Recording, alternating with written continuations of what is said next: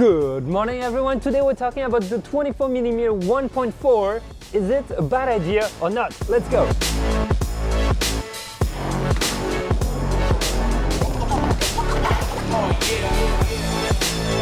Welcome to a new episode. Today we're in freezing Chicago. It is 2 degrees outside, so I'm gonna keep that video super short for you.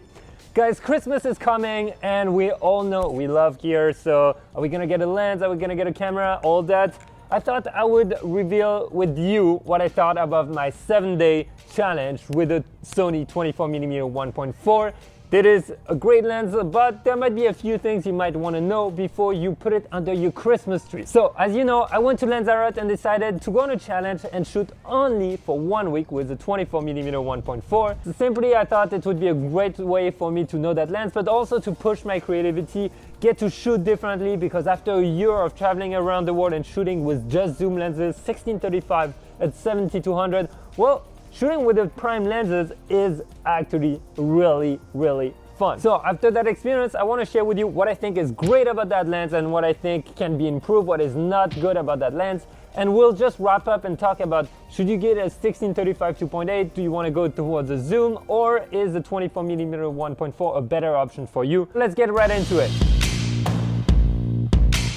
So what I really loved about that lens, first of all, it's super light. It is also compact, it is portable. It is one of the smallest 24mm 1.4 on the market, which is insane. I can put that lens and just go out in the evening or in daytime and shoot in the street and no one's gonna notice me more than some random tourist. When I have the 16-35, well, it is kind of bigger, so people will notice a big camera with a big lens, but this is super discreet. I love that. It's also 200 grams lighter than any other 24mm 1.4, which I thought was a really great point, because you guys know, as a travel photographer, I'm always traveling everywhere and I have a backpack and I have the lenses in my bag, and whenever I can save 1 kilo in my backpack, I am so happy because I carry it everywhere. The other thing I really loved is that that lens actually felt like it was an old school lens I would use, because they have the aperture ring here that you can turn and choose your aperture straight onto the lens, so it's kind of a different feeling from, let's call them, modern lenses where you always dial onto your camera.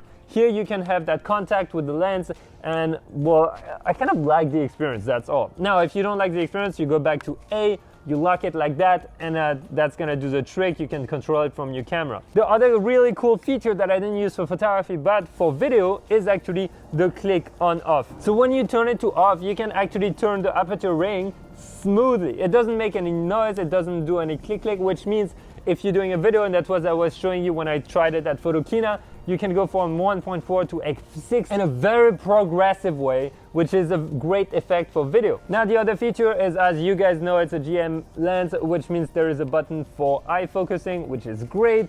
And if you're curious about how I was using that lens in street photography, landscape photography, or night photography, please check out the 3 videos I made on that. They're really gonna detail how I approach shooting at 24mm. It doesn't matter whether it's Sony, Canon, or Nikon. It's really about how I approach shooting with a 24mm lens in those situations. So, all right, and the last point I will say is image quality and build quality. Well, the lens feels really good and sturdy, but the most surprising part, surprising, you can expect it, is actually the quality of the image is amazing. The corners are really sharp. I don't lose details, I don't get too much distortion in the corners, which is amazing. And also, most importantly, at nighttime, for night photography, for astrophotography, it is insane. That lens is beautiful. It feels like a lens that has been built specifically for that, because the stars are pure points, and that is so beautiful. I used it at 1.4 shooting the stars, and guys, that looked magical. If you want to see the full detail on that one, check out the night photography video, but really good lens for night photography if you love that.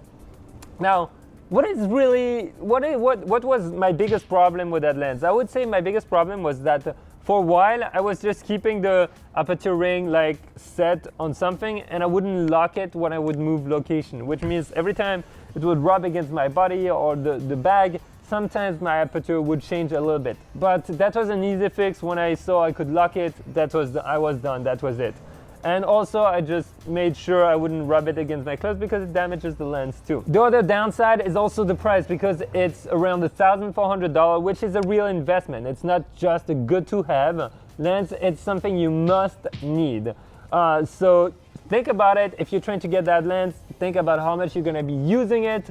That is very important. For me, and this is why I'm gonna wrap up with the usage versus the 16-35, for example, that I have.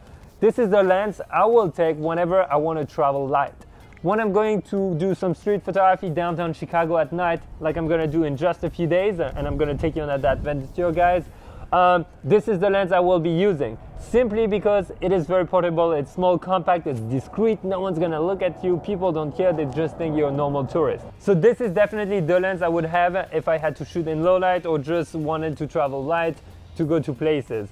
Now, the 16-35 is a better option because you don't have to move as much and you can go ultra wide. In my opinion, this is 24 versus 16. That is a big difference, guys, if you're shooting on a full frame sensor.